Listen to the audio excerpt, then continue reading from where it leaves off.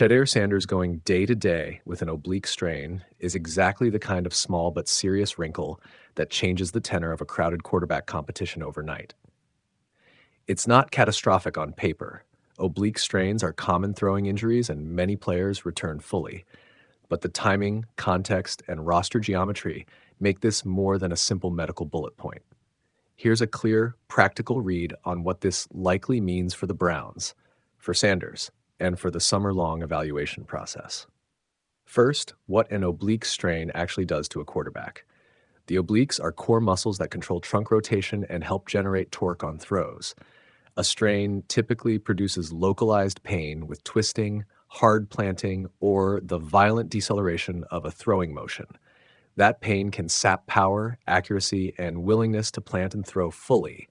It often shows up first during warm-ups or early in high-repetition throwing. Because those muscles are used on nearly every throw, teams treat oblique strains cautiously. You don't want a guy forcing throws and prolonging the injury or creating compensation patterns elsewhere: shoulder, back, hip. MR imaging is appropriate to define the grade of injury. The team's day-to-day language suggests the scan didn't reveal a high-grade tear that would immediately push him out for weeks, but it's still early. Second, the practical timeline and progression. Recovery is variable by grade. Low-grade strains can settle in a few days to a week with rest, targeted therapy, and a graduated throwing program. Moderate strains often take 2 to 4+ weeks before a quarterback is ready for contact and game reps. Those are generalities, not guarantees. What matters for the Browns is functional milestones, not calendar days. Pain-free trunk rotation, full-range throws on flat ground, progressive long toss without discomfort, then a quarterback-specific throwing plan with increasing intensity and directional demands before moving into team throws and live reps. Given the Browns' choice to hold him out of practice Thursday and the game Saturday, the coaches are appropriately prioritizing those milestones over a headline performance in Philly. Third, immediate roster implications. In the short run, expect Joe Flacco to remain the veteran anchor for first-team reps. Kenny Pickett's hamstring history and Dillon Gabriel's recent availability complicate things, but both are healthy enough to take on more work this week, and the Browns will use this vacancy to gather more data on Gabriel and Pickett in team settings. For Shedeur, an oblique issue means fewer reps in the next game window and less chance to build the repeatable sample coaches crave. That's the real cost, the chance to turn one impressive half into multiple high-leverage headline-driving snaps. In a crowded room, missing a week of curated reps can slow momentum fast. Fourth, how this changes evaluation logic. Coaches won't panic. They'll reallocate evaluation weight to what they can observe: practice footage, scripted joint practice snaps, and next week's preseason window. The Browns will likely accelerate controlled, measurable looks for the other QBs. 2-minute drives, red zone scripted series, and situational snaps where decisions and processing matter more than velocity. For Sanders specifically, the staff will now look for clean, pain-free progression through benchmarks, successful long toss, scaled-up pocket throws, and then protected live reps. If he breezes through that sequence quickly and without flare-ups, the missed game snaps will matter less. If pain recurs or his mechanics change, the team will have to decide whether to hold him for longer development or risk exposing him to pressure. Fifth, the organizational and communication angle. The Browns need 2 things from their message right now: calm and clarity. Praising his debut while explaining that injuries happen, that the team's medical staff has protocols, and that Sanders is being handled conservatively will dampen the social media frenzy. Internally, fairness matters. Treatment and discipline for high-profile players must be consistent so that locker room dynamics don't sour.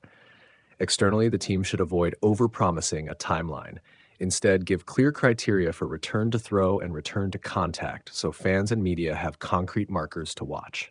Sixth, what the coaches should do in practice and planning terms.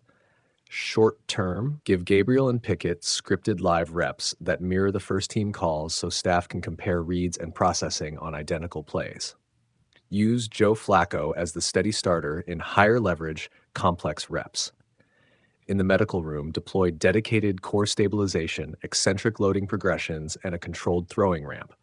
Limit provocative activities, abrupt twisting drills, until the core is demonstrably strong. From a roster management standpoint, the Browns should weigh keeping a fourth QB through final cuts if they value developmental redundancy. If Shedeur's recovery extends, that calculation shifts. Seventh, indicators to monitor over the next 7 to 14 days. For players, it's always about function, ability to throw with normal velocity, absence of pain on rotational drills, no compensatory shoulder pain, and repeated pain-free long toss sessions. From a team evaluation perspective, watch Sanders' willingness to plant and throw under pressure in non-contact team reps. If he avoids full extension or shortens release timing, that's a red flag. Also monitor how Gabriel and Pickett respond to increased reps, particularly Gabriel, who is returning from hamstring issues and will have an opportunity to stake a claim. Eighth, the bigger picture risk and opportunity. The risk is obvious. A prolonged absence could stall Shedeur's momentum in a crowded room and reduce his leverage in the internal pecking order. The opportunity is also clear. It gives coaches a clearer window to evaluate other QBs and forces the Browns to make roster choices on a richer data set. For Sanders personally, how he handles rehab, staying engaged, showing command in meetings and film sessions, doing his throwing progressions cleanly, will influence coaches as much as a single preseason tape slice. Finally, how fans should interpret this. Don't read a day-to-day oblique strain as a career-defining problem.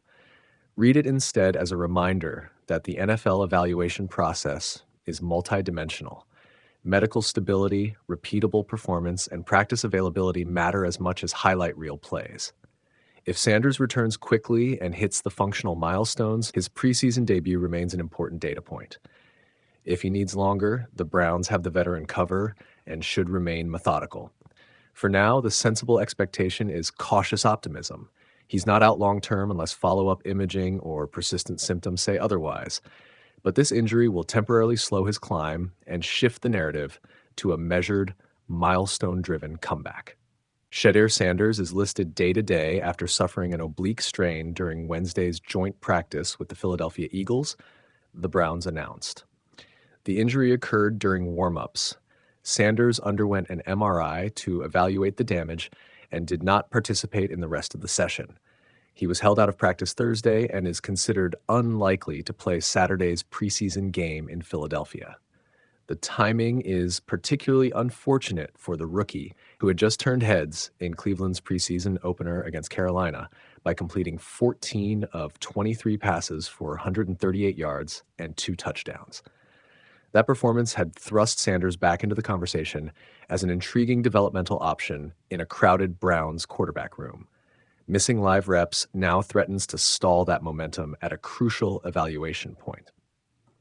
With Sanders sidelined, the Browns rotated other quarterbacks during Wednesday's work. Kenny Pickett handled first-team 7-on-7 reps. He's been limited recently by a hamstring issue. Dillon Gabriel worked with the second unit, and Joe Flacco took snaps with the starters in 11-on-11s. The team also recently added depth at the position. Signing Tyler Huntley after earlier camp injuries further thinned the group.